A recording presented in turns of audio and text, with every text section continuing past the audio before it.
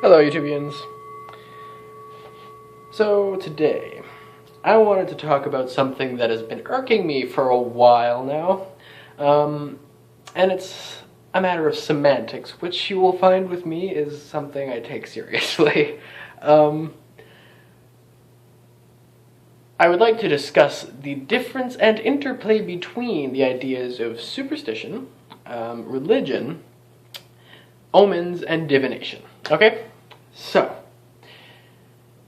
firstly, let me start with the ideas of superstition versus religion. Now, this is kind of like the same level of irritation for me as what literally has become. If you didn't know, literally now has a new definition in the dictionary, which equates to extremely figuratively. Now, I'm sorry, if I'm telling someone that I literally saw a 100-meter tree, I would like for the authenticity of that experience not to be questioned when I use the word literally. You know, like, I don't want to be like, I literally saw a 100-meter tree, and like literally? Literally? Like, you actually literally did? It's like, fuck. But, anyway. People often confuse superstition with religion and vice versa. Now, I will elaborate. The definition that we've had of superstition for a very, very long time, it may have changed in some modern dictionaries, but the generally accepted notion of superstition is acting or neglecting to act out of fear of a higher power or power other than yourself, which is usually of a metaphysical nature. Now, that was defined, I believe, by Plutarch, who was an ancient, is either ancient Greek? It sounds Greek. Either philosopher or mathematician. I'm not sure which one. Might have been Egypt, though, because Greece and Egypt kind of did a thing. But the definition of religion is the exact opposite of that. Religion is acting or neglecting to act through love, respect, reverence of a higher power. Now,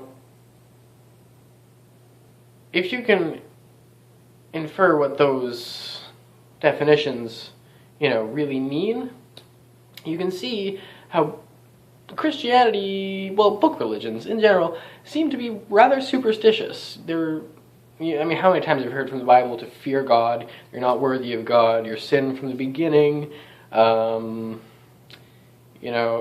it's very superstitious, just by definition. Yet, all the time, I always encounter people who are Christian, Jewish, Muslim, a member of the major religions, and they look at pagan religions, Wicca, paganism, voodoo, the pagan religions, Asatru, and automatically associate it with superstition.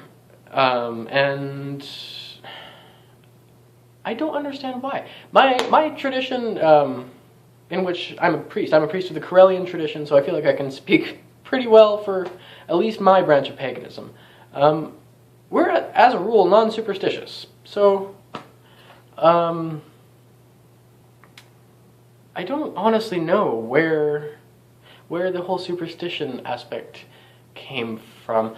Now, maybe it's because paganism is kind of associated with the past, which was a time when people really were rather superstitious, but it's because they didn't really have reasons for a lot of the things that happened around them, and so they attribute it naturally, as anyone at that time would, to a force other than themselves. And then, the belief came to be that if you do this or don't do this, this other thing will or will not do good or bad things. But anyway,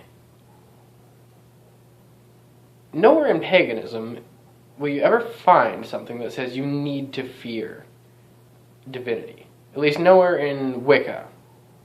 I don't know about certain other indigenous forms of paganism. Maybe there are a few that are superstitious, but Wicca is not superstitious. Neo-paganism is not superstitious. Some people can choose to be superstitious, but the people that I've encountered in paganism, my tradition, and any Wiccan I've encountered, we're not superstitious. because we don't fear. We act out of love. We are religious. We adhere to religion. We don't have a belief that we need to fear our divinity. We believe that divinity loves us and that we love divinity because we are divinity. Now, some of the things in paganism, I should mention, can seem superstitious. For example, many pagans, myself included, have an aversion to blowing out a candle. It can seem superstitious. But if you don't know why, well, especially if you don't know why, it can seem superstitious. But when you know why, you realize it's not actually superstition. We aren't afraid of blowing out the candle. We choose not to because, at least in the way that I see it, there's a couple other reasons for it that you'll encounter if you do some research for why people often don't blow out candles in the pagan community. The reason that I adhere to for that is because you're taking air, which is a symbol for Wicca. Wicca's all about symbols.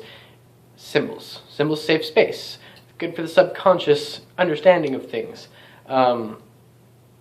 Wiccans revere symbols because it's something that it's like the crown jewel, you know, of modern paganism is symbolism, because honestly, almost everything in paganism is a symbol used to kind of allegorically explain some higher concept that might be a little bit more difficult. We honor symbols. We don't fear not honoring them. Rather, we honor them because that is what our beliefs imply we would do. It's the same reason we observe the Sabbats. Sabbats aren't superstition. Sabbats are merely honoring the phases of the year that are going by and attuning ourselves to them. We don't, or at least I don't, blow out candles because you're using the force of air, one of the four elements, to extinguish the force of fire, another of the four elements. We believe that the four elements are meant to not really coincide, they like interplay, mingle and help each other, not cast each other away.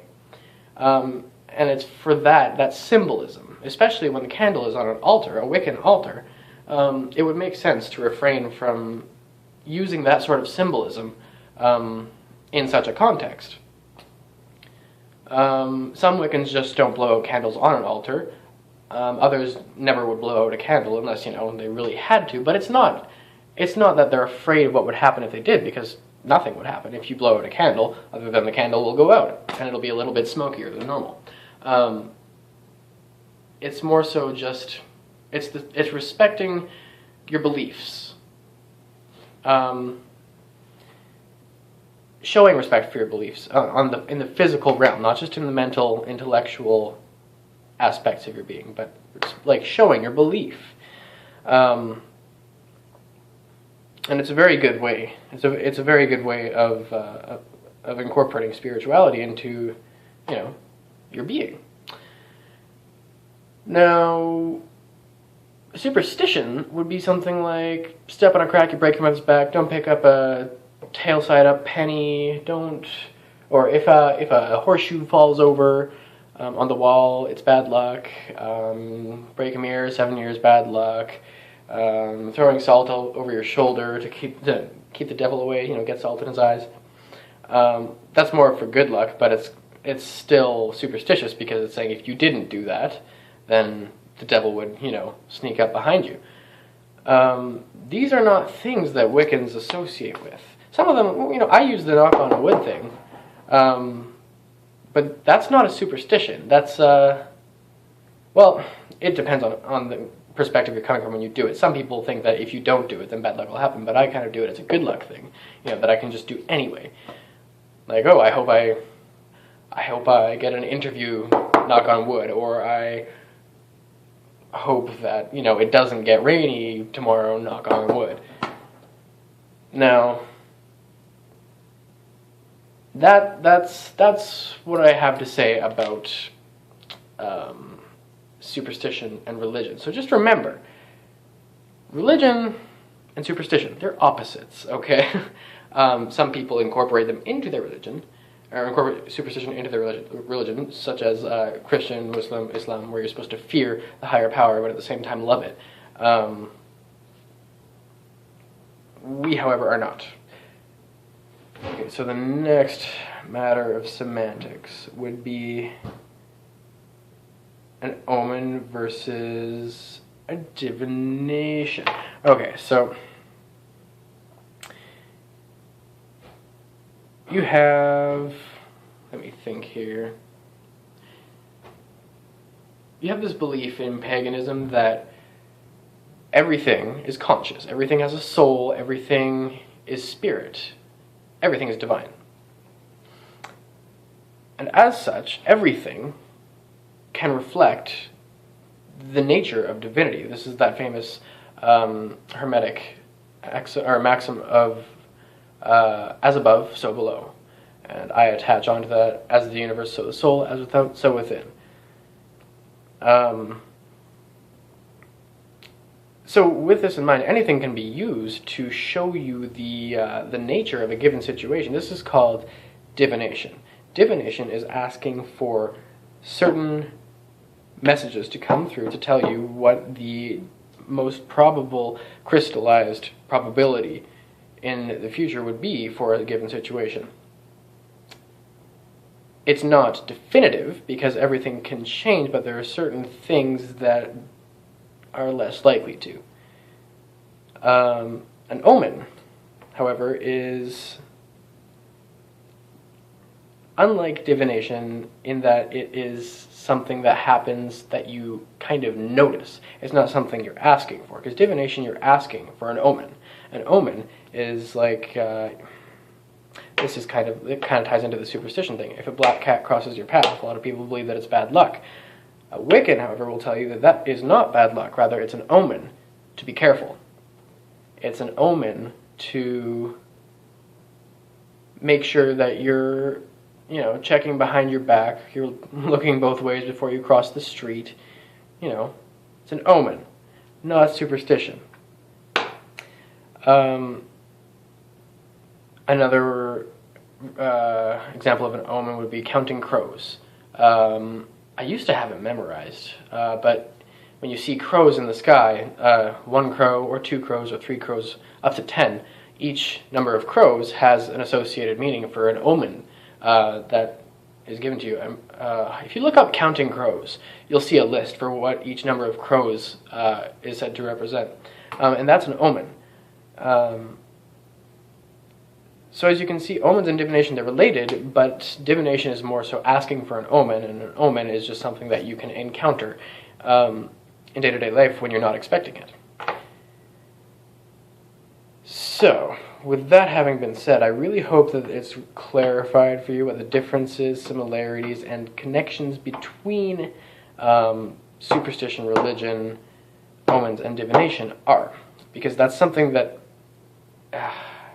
it's just something that seems really important to understand in my eyes as a spiritual person. You need to have a good, firm understanding of what those things really are and how they connect with each other and relate to each other. So I hope it's been definitive for you. If you have any questions about it, feel free to ask. I'm all about that stuff. So until next time, blessed be and merry part.